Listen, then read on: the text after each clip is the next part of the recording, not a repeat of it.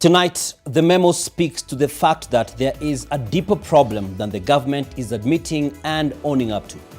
Underneath the strains of the economy, the political insensitivity and unbelievable happenings that show up in the public eye, there lies the struggling Kenyans whose hungry mouths are left agape at how things are turning out. Truly, there is a deeper problem. When Wananchi are barely breathing through the buffeting waves of the high cost of living, which now, quite honestly, feels like the cost of surviving, then add the weight of more taxes, levies, and other costs to the very same breaking backs and echoing wallets and purses, then the administration continually asks the very same Kenyans to dig deeper into their pockets. Never mind that these pockets are already severely punctured and perforated. Surely, there is a deeper problem. When government ministries and agencies appear to be in a race to add bricks of burden to the breaking backs of Kenyans, each with their increased levies, taxes, charges, and more, and some joining the fold with proposals that almost seem like a scene from a bad movie, it is concerning. You may or may not have heard it, but many a Kenyan are asking, quote, when will this stop? When shall these taxes, charges, levies, and overall policies stop feeling like the police officer's knee on George Floyd's neck? We want to breathe. End of quotes. There is a deeper problem when we have individuals from the very same cabinet speaking conflicting things about the state of the economy. Read the room that is Kenya. Wananchi are wondering why they have to be hit by a tough life and still have their intelligence and trust insulted and abused. Mr. President, don't you find it unsettling and telling when your cabinet secretaries are jeered in public and more so in areas where they are expected to be popular and some reduced to being beggars for attention and audience while trying to justify the government's actions? Isn't it telling enough to warrant some change of tack? When no less than the president is heckled and dwindling numbers mark the turnout to his events, coming from being a mammoth crowd puller or mobilizer, if you may, to this, there surely is a deeper problem.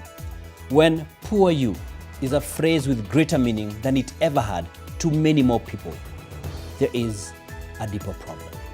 All said and done, and in all fairness, could it be that the president has this grand plan, but he and his team have not effectively communicated it to all stakeholders, specifically the more vulnerable, to the point that they buy into the vision?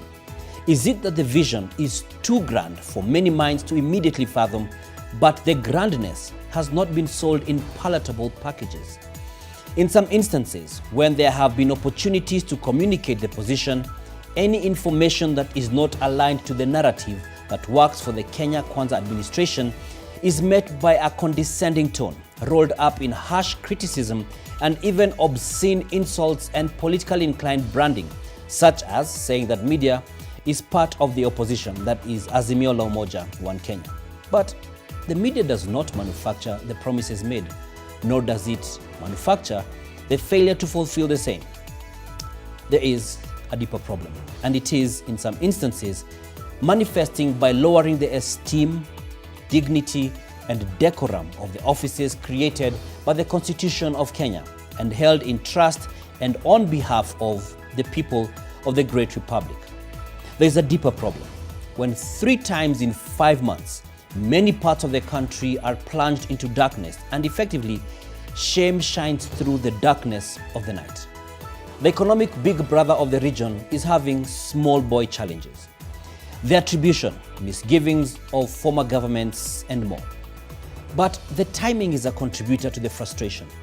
People are not feeling heard or valued.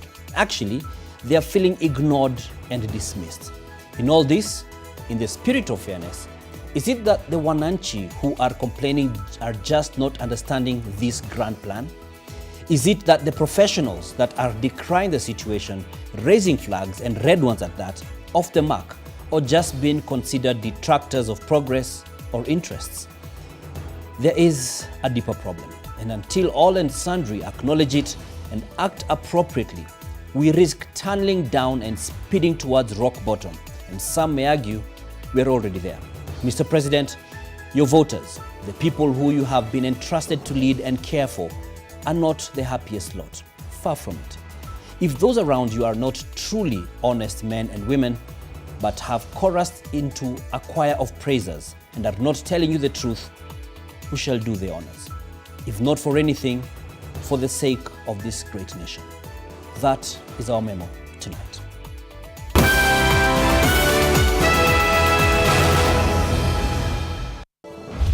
The sting of the power blackout. Meamuka asubuhi samaki zote zimeoza. Angalia vile wamemwaga chini kwa sababu ya moto ambao ulipotea jana.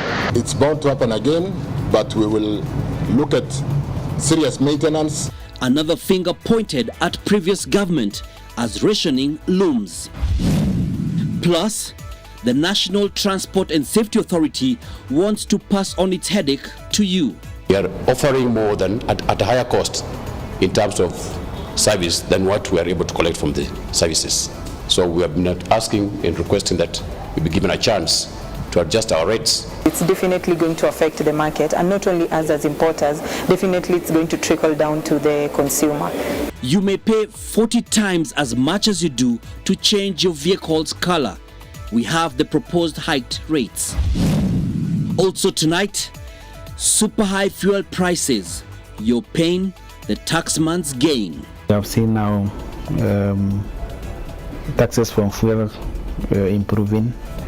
KRA hits 1 trillion shillings in revenue collection, but is still below target. And 2 bandits killed in Baringo and 9 others escaped, some with gunshot wounds. Tunapopatana na wewe hakuna kubembelezana. Chuma iko mbele. Tutakulima na tutakuonyesha kwamba wewe nafasi yako ni kaburini.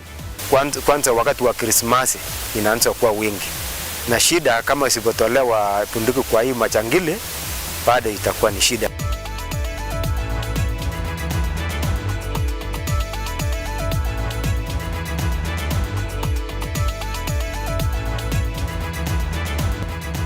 Live from Nation Center, this is NTV Tonight with Dan Wangi. Welcome to the broadcast. Alongside me tonight on sign language interpretation is David Agondoa. Now, the government has blamed last evening's power outage on an overload between Muhoroni and Kisumu, which led to a sudden energy demand.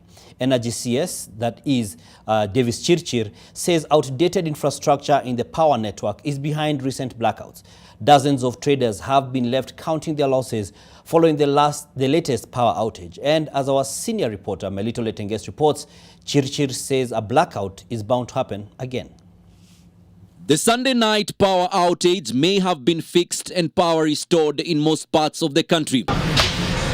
But traders and business owners have been left counting their losses. In Kisumu, traders say it will be a while before they recover.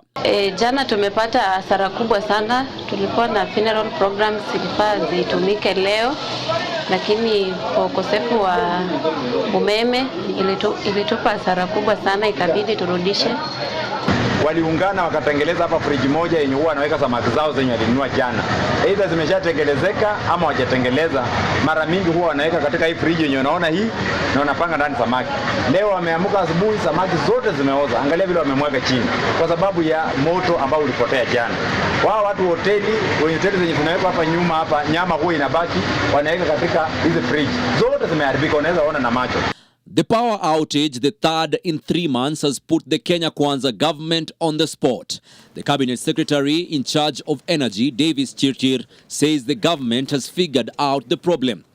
The Kisumu Muhoroni power line tripped, arising from system constraints due to sudden energy demand, leading to sudden increase in power flow on the Juja-Lesos Muhoroni link and an overload at Olkaria 2 transformers, leading to the outage. And I experienced firsthand the anger because I was at the airport when the belt stopped, and therefore we could not get our luggages.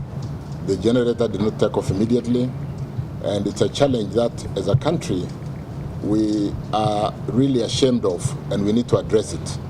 But we do know where the problem is. But brace for more power blackouts. It's bound to happen again, but we will look at serious maintenance, but the gist of it is lack of investment in the network for a long time. The challenge of transmission, according to Chirchir, is as a result of dilapidated infrastructure, which the government says will be rectified.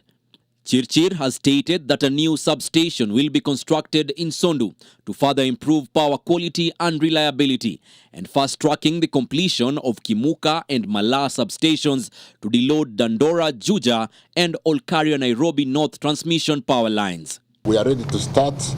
We're getting funding from South Korea and Africa Development Bank, and we are at the tendering stage, and we should be able to start building that network. However, construction of a network of that capacity is not a quick fix. In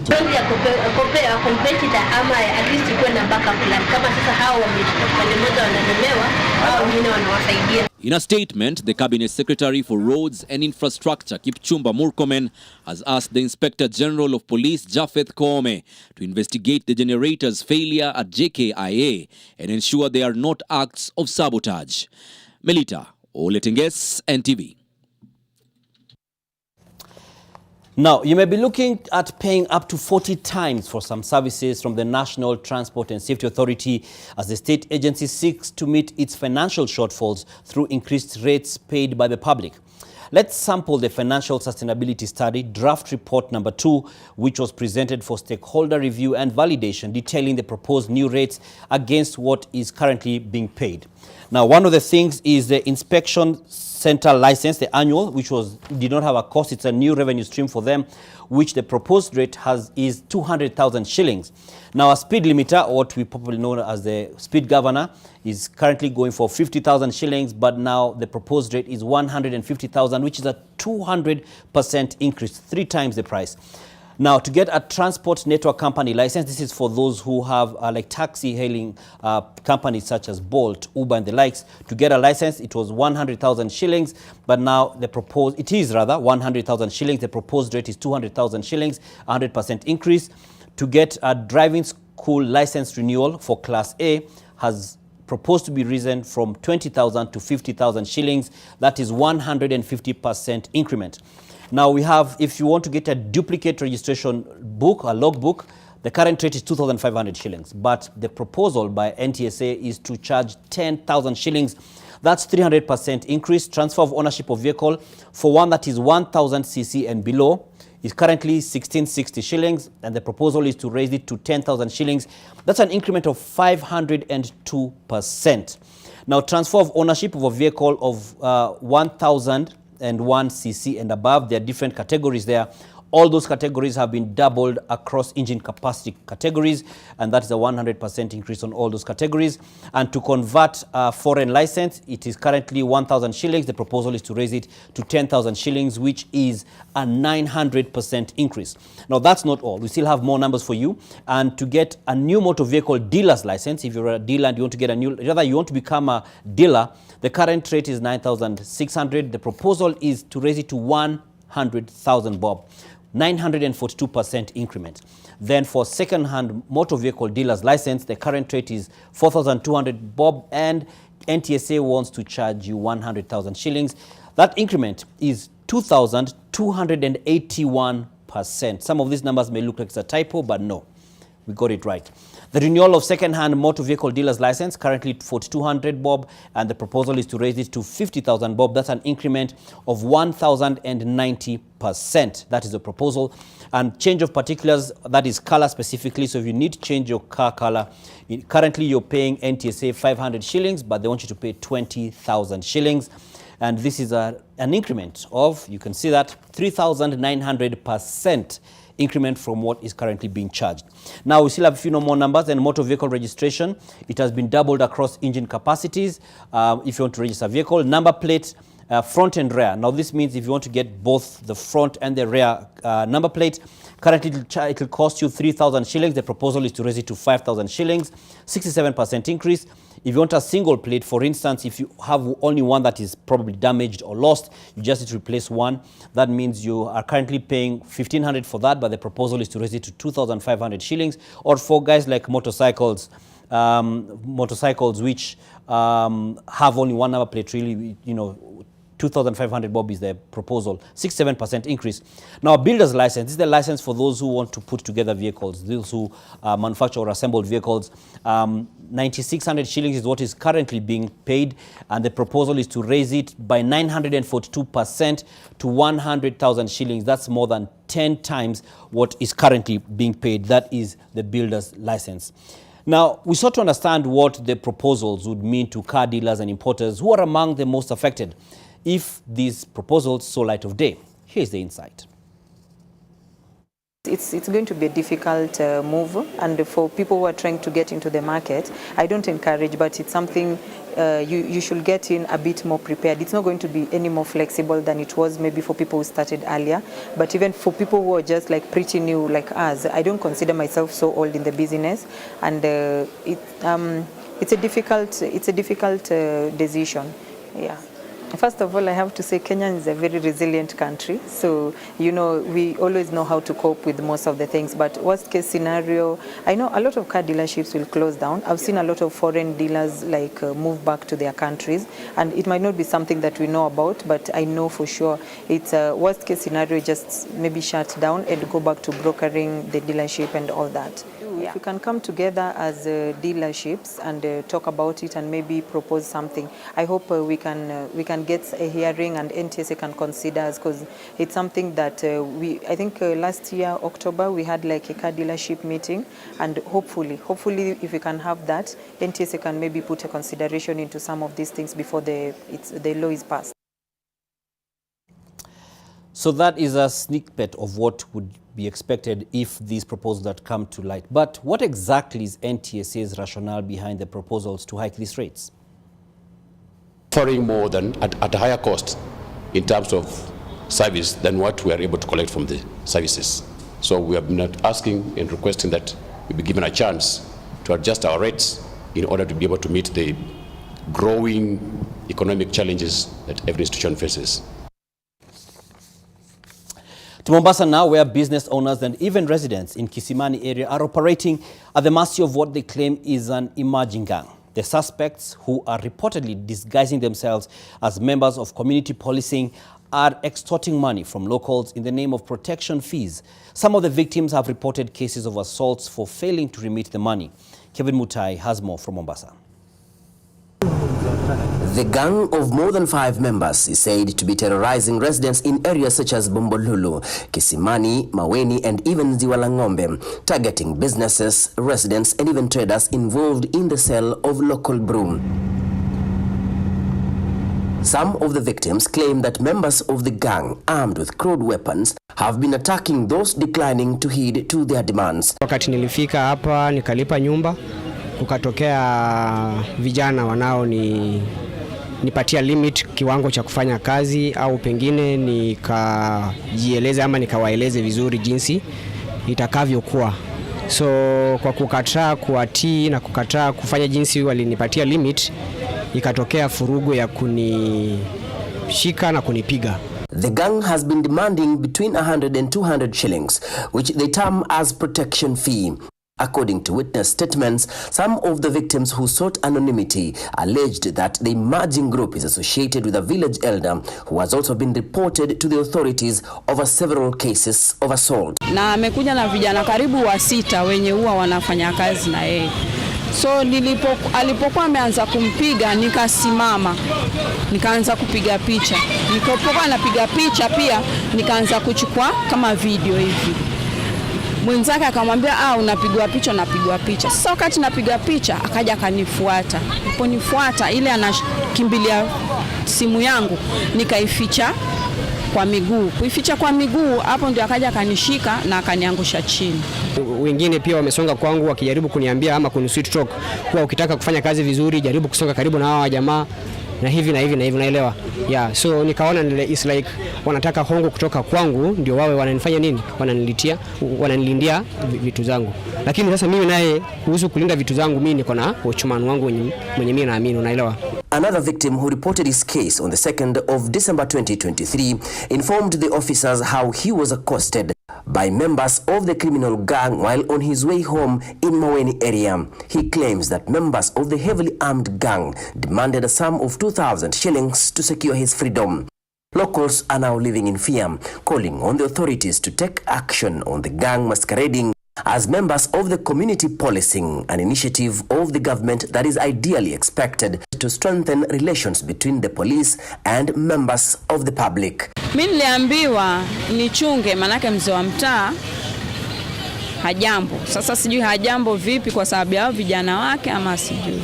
Kwa moja wanapita wakati mwingine hata kama sio wale lakini kuna wenye wanapita wakinionyesha vidole.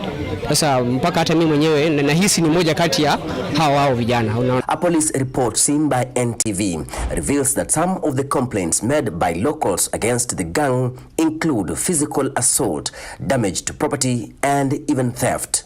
The gang is also said to harass traders by forcefully allocating their places of work to other people who meet their demands. Kevin Mutai, NTV in Mombasa. Still staying on security matters, then 2 suspected bandits have been shot dead in Garutuko area in the county of Baringo, specifically in Baringo North.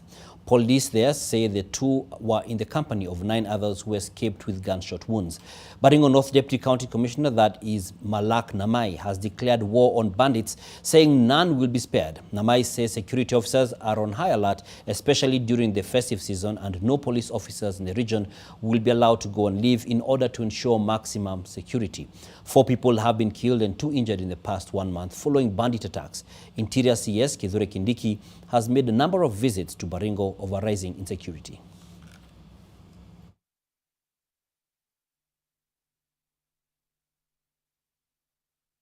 Hii uchangili yote imeanzishwa ni wale wamekuwa na bunduki mikono yao ambayo ni raia, ambaye tunaomba serikali sana wahakikishe kwamba bunduki ambayo iko mikononi ya raia ipate kutolewa kwa njia yoyote, hata kama itachukua muda gani. Kwanza wakati wa Krismasi inaanza kuwa wingi. Na shida kama isipotolewa bunduki kwa hii machangili baada itakuwa ni shida, lakini hata maafisa wetu amejaribu kwa leo kwa sababu tumekuja kupata ng'ombe 4 kwa sababu ilikuwa ni 6 tukapata hiyo 4. Tunapopatana na wewe hakuna kubembelezana. Chuma iko mbele. Tutakulima na tutakuonyesha kwamba wewe nafasi yako ni kaburini. Nafasi yako sio ya kuhangaisha wananchi ambao wamejitolea kulisha mifuko yao na kuchangia uchumi wa nchi yetu ya Kenya.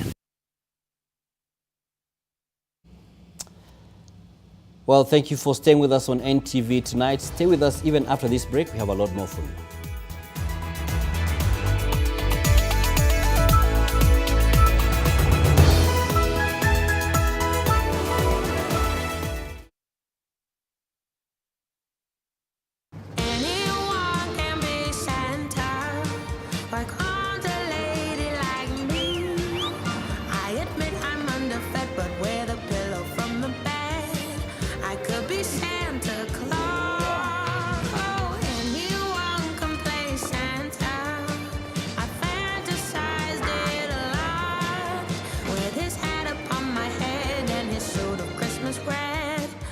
Could be Santa Claus.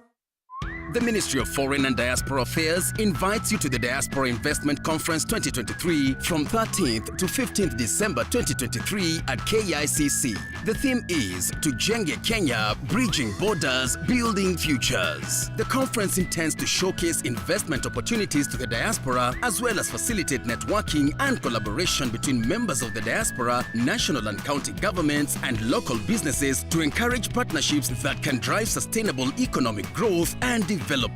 Entry is free. For more information, log on to www.kenyadiasporaconference.co.ke. My skin is my identity, my strength.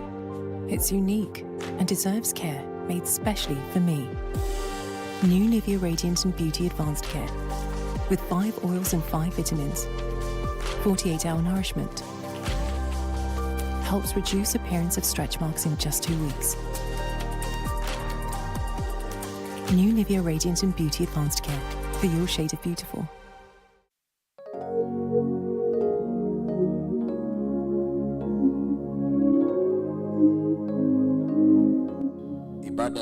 ya Holy Communion ni ibada ambayo nimealika wanangu wote.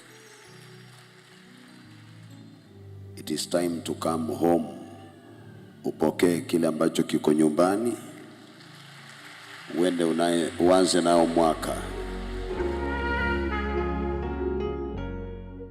Rise and shine. Class in session hindio daro wezi hepa niko 1 times 2 times 3 times 4 na wabepa na mistari like a 4x4 na wahook ndo wano I'm the best kauna dime kimbwano zangu vitu right zako wali cancel fakino upei na icheza what just happened? Ukihetu na kudodge kama kati hamuni pati.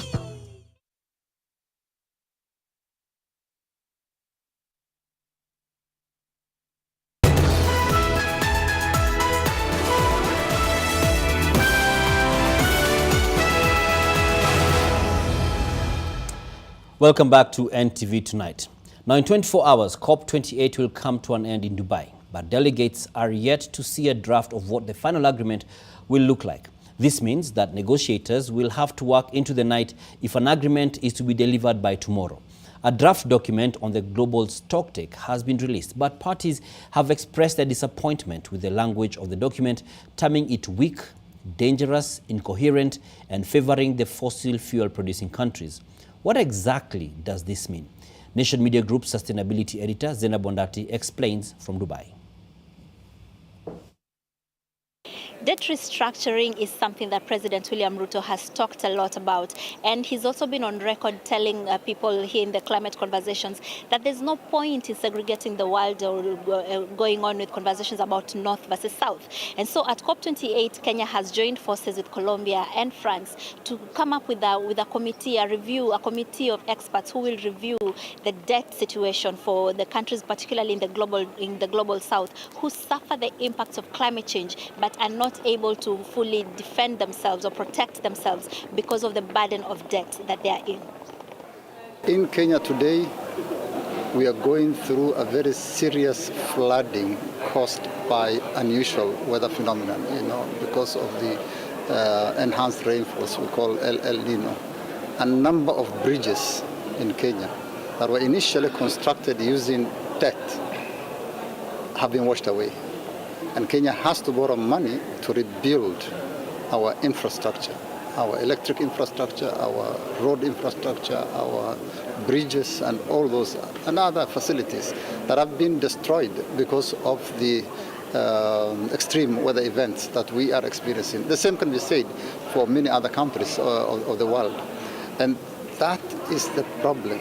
We are unable to access the required money to develop the necessary resilience and that we need because of the debt situation that we currently are exposed to. Our fiscal space does not allow us, and even the rates at which debt is made available currently is not sustainable. Yet the climate situation doesn't differentiate and requires us to respond. Kenya says that this review is still in the early stages and they're still coming up with the terms of reference for the experts who will do the review. And they hope that by the next COP, something concrete will have happened. And they hope that more countries will join in, because debt is not just something that affects the global South or just affects Kenya. A lot of other countries are also affected. So Kenya is hoping that other countries will be able to join forces and then also follow through in the restructuring or the review of the debt. So we are looking at the whole architecture of finance. In the Nairobi Climate Summit, what we said is we need a new charter, because the current framework that is in place, that was developed 80 years or so ago for a different world than the one that we currently are in, is no longer practical.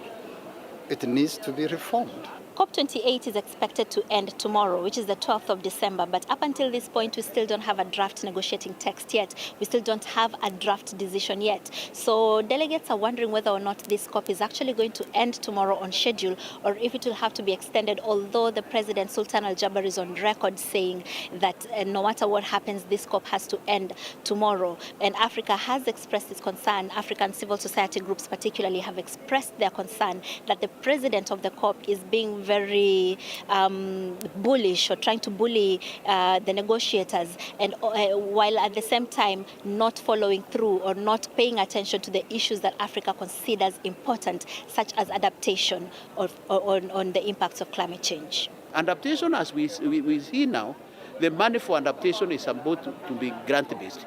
What has happened? What we have on adaptation right now is close to $140 million. How much? What is that in terms of the demand of billions for adaptation, which we want in Africa? These are issues which we raised during the Africa Climate Summit, but you know they have been swept up under the carpet. And Zena Bandas will be bringing to us more of these details as they progress. So check out our social media platforms at NTV Kenya across the board and ntvkenya.co.ke, our website, where you shall get all this and a lot more exclusive content. Now, Shekutsa Prison in Kakamega County has for months been grappling with a water shortage. The search for clean drinking water has forced inmates to occasionally walk for more than 7 kilometers to a nearby river in search of the commodity. The situation has been so bad that inmates have on occasion been forced to use their own urine to clean toilets. Zekias Masame reports. Shekusa Prison in Shinyalo constituency lies on the periphery of Kakamega rainforest. And despite its ideal location, the prison grapples with the problem of lack of clean water.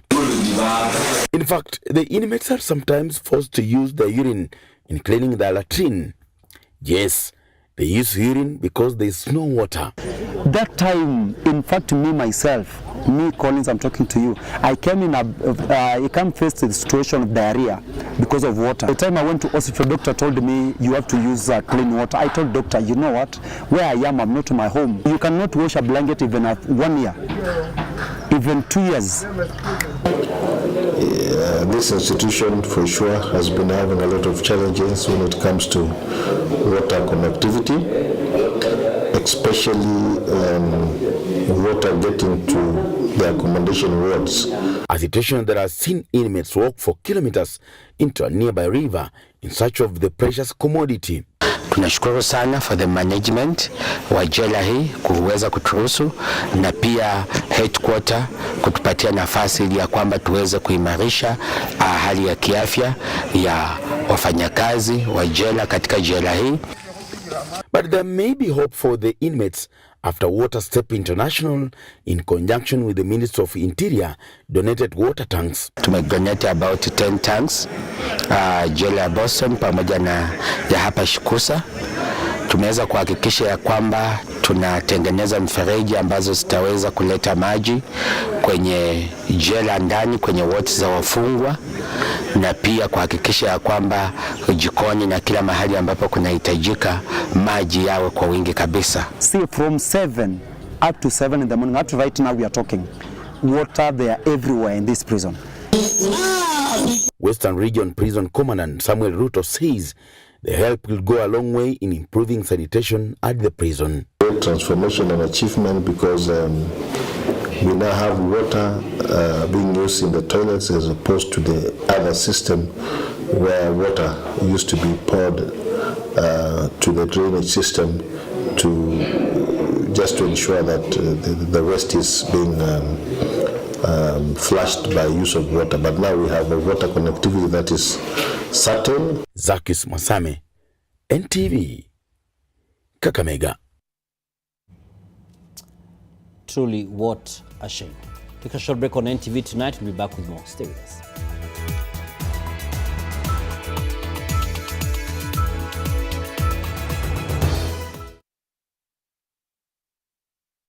HKC, wale wajanja, watafeel home na DSTV Stream. Get your HD decoder at 3,499 shillings and get 1 month of DSTV Family for free. Na feel home na Sarah. Zari. Sarah Hassan. To stream the best entertainment anytime, anywhere, download DSTV Stream now. Na feel home HKC. Say hello to a new definition of freshness with Nivea Fresh Deo, which goes above and beyond, offering not only long-lasting odor protection, but also an invigorating burst of fragrance that lasts all day. Discover the joy of feeling refreshed and revitalized, no matter what challenges come your way. Feel fresh in every moment. Stand a chance to win a trip for 2 to Diani, or a dinner for 4, or a year's freshness package with a new Nivea Fresh Deo. It's easy. Just buy any Nivea Fresh Deo, submit the receipt on WhatsApp to 0712 044 544 and enjoy exciting prices. Terms and conditions apply.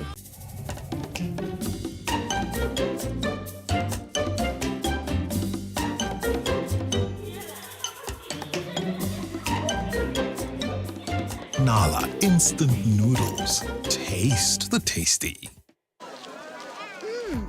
Colgate Herbal is formulated from a unique blend of natural herbs and is scientifically proven to strengthen teeth and keep gums healthy. Try Colgate Herbal, scientifically proven for strong teeth and healthy gums. Si Christmas ndio hii. Wengi wanaangazia lotomoto. Yetu ni charity mashinani. Jumuika nasi msimu huu wa Krismasi kuwahimarisha na kuwafurahisha wasiojiweza. Tuwape lisho, tuwape makazi, tuwape tabasamu kupitia *570#. Zawadi za Kristi ni kem zinashinaniwa, ikiwa the grand prize ni jijenge na moti. Jipe gari ya gharama yako, mafuta ya gharama yako na suluhisho ya hasoli yako. 25% ya mchezo huu inatengewa charity. Jijenge na moti, iwashe, iwake! Lucky Game imedhaminiwa na eBet Kenya Limited. Irene, I think it's better if we leave now because our presence is just causing trouble apparently. No, you're not leaving. It's highly probable that what we found in the patient is cancerous. And I'm sorry to say this, but it's really serious. Oh, now I know why. Because you're going crazy over the thought that I'll steal her away from you. And if you want to deny this, then I'm not going to stop you. Go! But I'm going to tell you that I'm not going to stop until you accept what the truth is. Can't you see what she's doing? Get out of here before she ruins your lives. That's enough now. Get out! Go away! Head over heels. Ushidi Gardens, Nakuru. This property is developed by Optiven. What's unique about this property? It's only 18 minutes from Nakuru City, the pink city. So please call this number 0790 300 300. Optiven, we have you covered.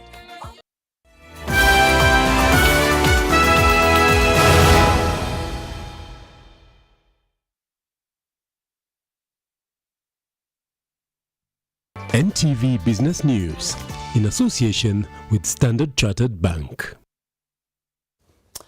Welcome to NTV Business. Now, the Kenya Revenue Authority, that's KRA, has hit the 1 trillion shilling mark after collecting 1.03 trillion shillings as at 8th December 2023.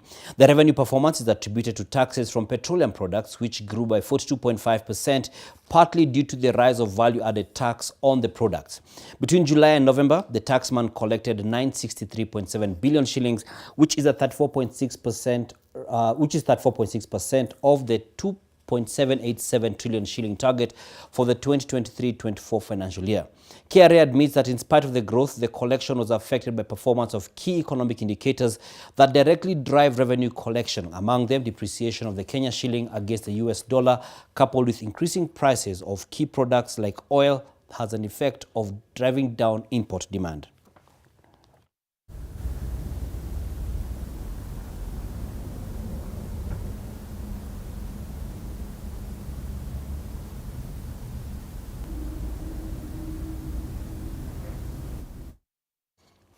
And good to note that despite the 1 trillion shilling mark, the collections are, however, a further fall in KRA's annual collection target as it continues to struggle to raise revenues amid harsh economic times.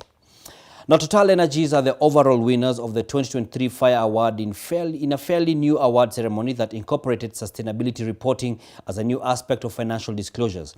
Sustainability reporting has gained significant importance in recent years as businesses are increasingly being held accountable for their environmental, social, and governance or ESG practices. The Fire Award attracted 941 entries this year, symbolizing an 11.49% jump from the 844 entries last year. All right, Alright. This is still part of the team. Karibuni nyote. So as soon as services category first. This year, the theme of the Financial Reporting Award is utilizing technology and innovation to enhance transparency of sustainability, governance, and financial information. This theme is in appreciation of the critical importance that technology can play in enhancing transparency of sustainability, governance, and financial information. So as I look forward to continuous engagement with you and the sector, I encourage you every time you see us call out for public participation on any financial matters in this country. And for starters, the affordable housing bill that has been referred to the Joint Committee of Housing and the Committee of Finance and National Planning, give us your views so that your views can give birth to a better idea, and a better idea can lead to the best idea, to quote His Excellency, the President, Dr. William Samoei. We'll take a short break on NTV tonight. Stay with us. NTV Business News in association with Standard Chartered Bank. A bank that connects potential to possibilities. So, where will you go from here?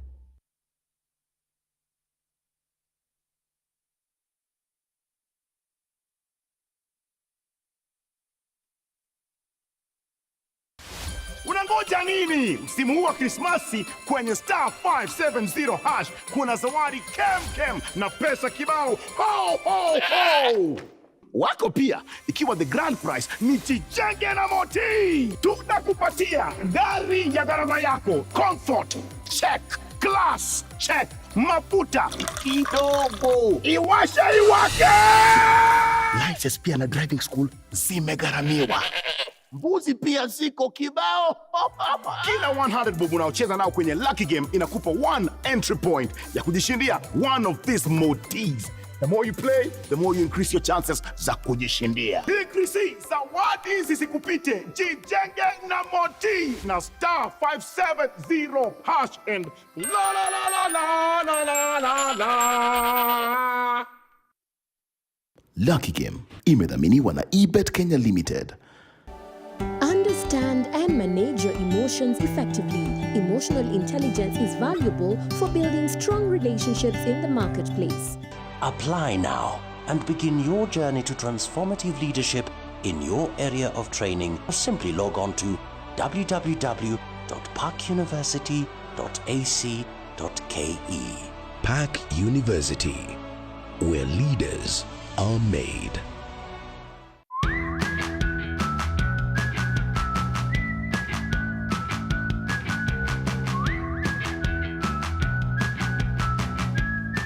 The Ministry of Foreign and Diaspora Affairs invites you to the Diaspora Investment Conference 2023 from 13th to 15th December 2023 at KICC. The theme is Tujenge Kenya, Bridging Borders, Building Futures. For more information, log on to www.kenyadiasporaconference.co.ke. Colgate Herbal is formulated from a unique blend of natural herbs and is scientifically proven to strengthen teeth and keep gums healthy. Try Colgate Herbal, scientifically proven for strong teeth and healthy gums.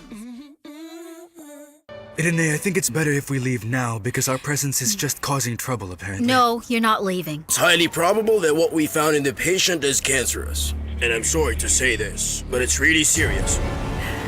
Oh, now I know why. Because you're going crazy over the thought that I'll steal her away from you. And if you want to deny this, then I'm not going to stop you. Go! But I'm going to tell you that I'm not going to stop until you accept what the truth is. Can't you see what she's doing? Get out of here before she ruins your lives. That's enough now. Get out! Go away! Head over heels. Ushidi Gardens, Nakuru. This property is developed by Optiven. What's unique about this property? It's only 18 minutes from Nakuru City, the pink city. So please call this number 0790 300 300. Optiven, we have you covered. At Stanbic Kenya, we believe in your financial potential, and we are here to help you reach new heights. Enjoy an attractive interest rate of up to 14% per annum on your savings. Make the most of this exclusive offer today. and let your money thrive. For more details, call us today or visit a branch near you.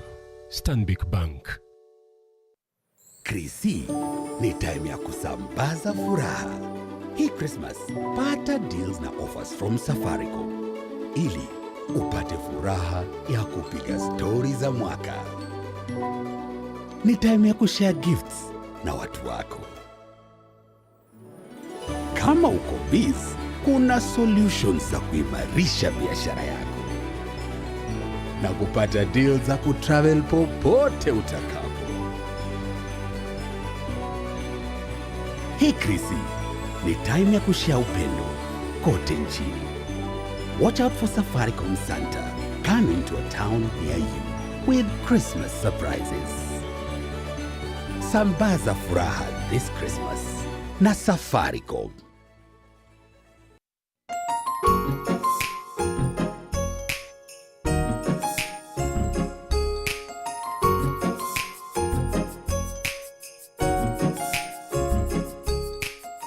Do not hold back in any situation. Eno gets to work on the 6 symptoms of heartburn fast.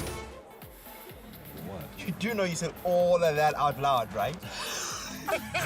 If symptoms persist, seek medical advice. Stand a chance to win a trip for 2 to Diani, or a dinner for 4, or a year's freshness package with a new Nivea Fresh Deo. It's easy. Just buy any Nivea Fresh Deo, submit the receipt on WhatsApp to 0712 044 544 and enjoy exciting prices. Terms and conditions apply.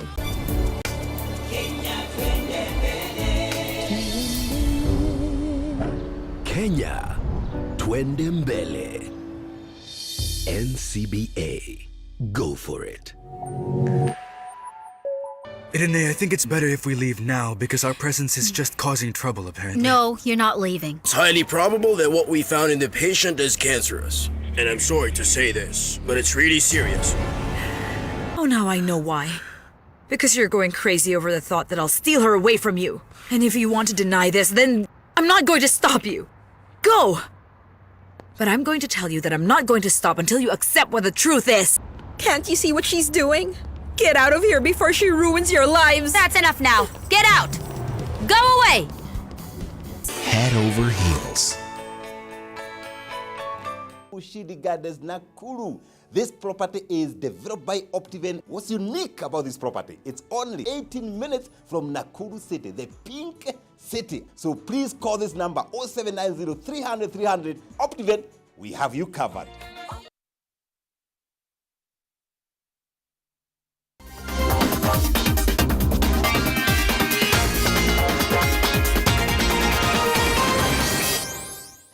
Let's get down to sports now, and Kenya under-15 girls team kicked off the 2024 CAF African Schools Football Championships, a CAFA zonal qualifiers campaign, on a high at Moi International Sports Center, Kasarani. In the opening match of the day, the Kenyan girls secured a 2-0 victory over Rwanda with goals scored by Faith Boke and Brenda Achieng in the 10th and 32nd minutes respectively. In the second match, Tabitha Wamboi's goal in the 17th minute ensured the hosts' victory over Tanzania. However, the under-15 boys experienced a mixed bag of results, falling 1-0 to Tanzania in the opening match before seeing off Somalia 2-0 in the second fixture of the day. The tournament that will culminate on Wednesday has attracted 6 boys and 5 girls teams, including Burundi, Tanzania, Uganda, Rwanda and Somalia. Chenga zake nyingi hapa Lindivya Tieno akachia shuti katakungu ikabatiza goalkeeper Nusra Jafari akaupata Tabitha Wamboi na kujaza kitu kambani kuwa Kenya. Chuka University Scorpions from Tharakanithi and Siomunyu Secondary School from Kitui are the new champions of the Safaricom Eastern Region Finals held at Kinoru Stadium. The Scorpions stunned the Predators from Embu County with a 4-2 victory in penalty shootouts, earning them Eastern Region title in a hotly contested final. The Scorpions took the lead in the 9th minute through Joseph John's superb strike before Josephat Kimanzi scored the equalizing goal in the 52nd minute, leading to penalty shootouts. In another final, now Siomunyu Secondary School silenced Chuka University Starlets with a 1-0 thriller to claim the regional title. Carol Wakesho scored the only goal in the 36th minute in what would later seal the win for the Kitui side.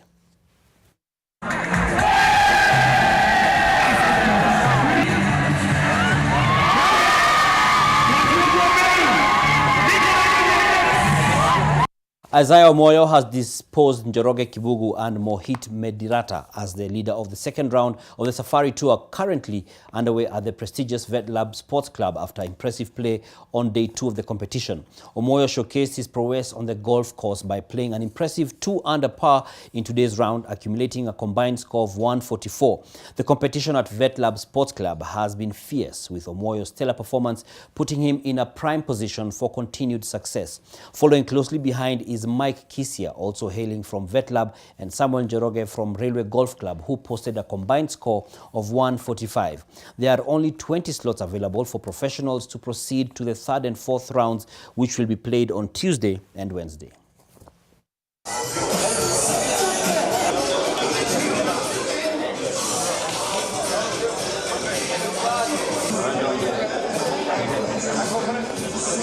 My name is Isaiah Omoyo.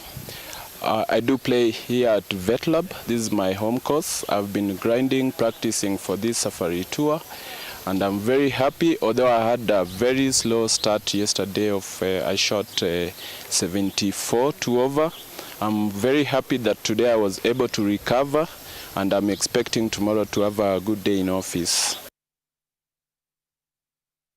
South Africa's Geoff Bell, navigated by Kenyan co-driver Tim Challen, maintained his lead at the top of the East African Safari Classic Rally at the end of day 2. Italian crew of Eugenia Amos and Paolo Kessin are in second place in the toughest event in Africa, which lived up to its reputation after organizers were forced to cancel one of the 3 competitive stages of the competition due to poor conditions of the stage on Monday. Day 3 action will cover 216.24 kilometers of competitive distance and 298 kilometers transport distance.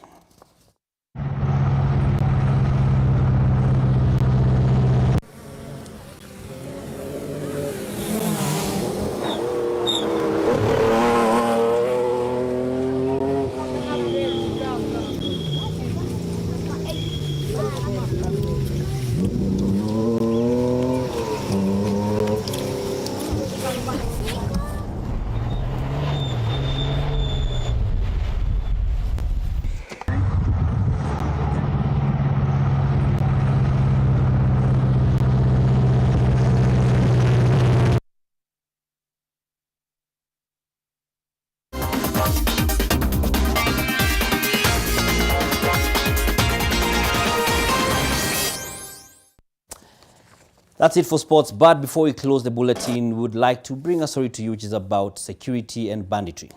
A year ago, the foundation of hundreds of children in parts of Turkana and Baringo counties was a nest of shambles as they became the collateral damage of banditry, which reigned supreme, disorienting their lives and shaking their fortunes. However, what if there was a different narrative, that of restoration, progress and healing that rectified the past? This is among the goals a multi-agency team consisting of the National Police Service and the Kenya Defence Forces is seeking to take as they embark on a special operation to refurbish damaged schools and create a mindset shift in the communities. The operation dubbed, Operation Maliza Uhalifu, has so far seen 20 schools renovated, with more still in the works. The Nation team accompanied the multi-agency team and filed this report. Brick by brick and hammer by hammer, the sound of construction work in this once abandoned school rings in the air.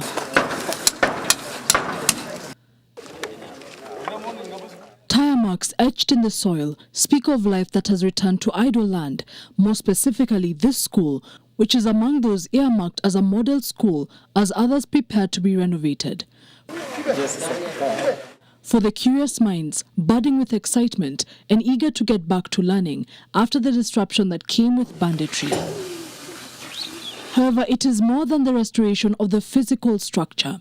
The dignity and stability of pupils at this school in Kapedo, Turkana County is also at work under the multi-agency team spearheading the renovations dubbed Operation Maliza Uhalifu. What we've done differently to this operation is that we have taken a multi-agency approach to curbing the banditry menace that has affected the 6 counties.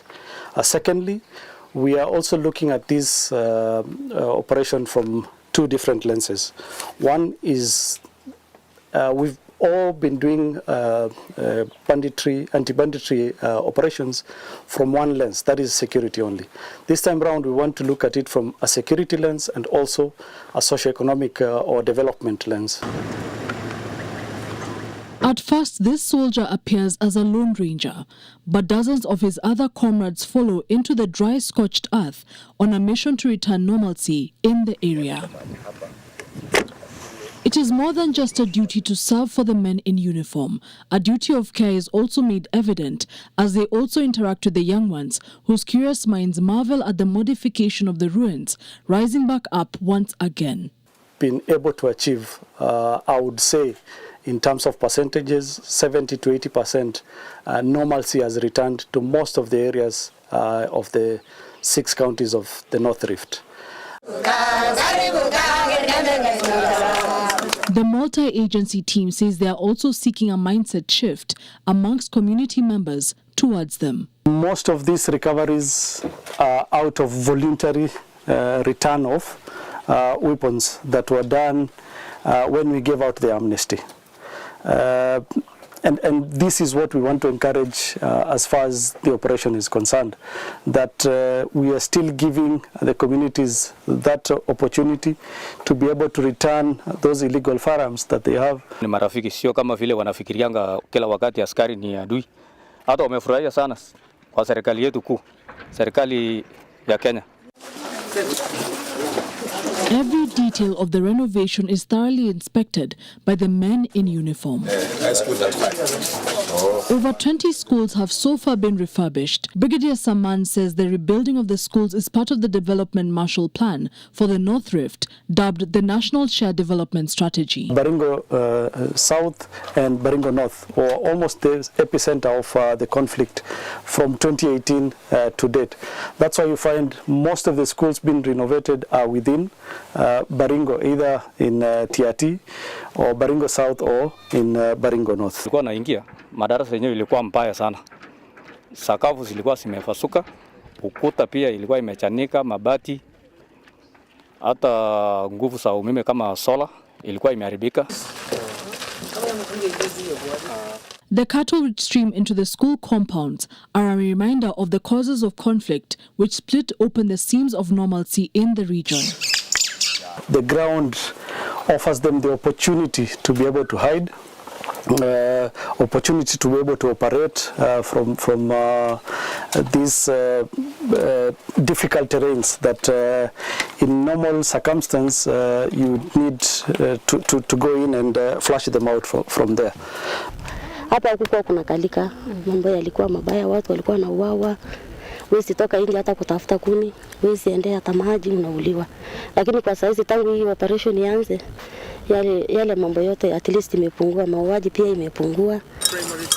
The lush green of Turkana that is rarely ever spoken of breathes life to these springs, tucked into its layers. Despite being a beautiful sight, it has left ugly remnants of the fight for resources between communities. The tension between the two communities is among the priorities the operation will seek to put an end to. Because of the deeply rooted hatred that exists between some of the communities in the theatre.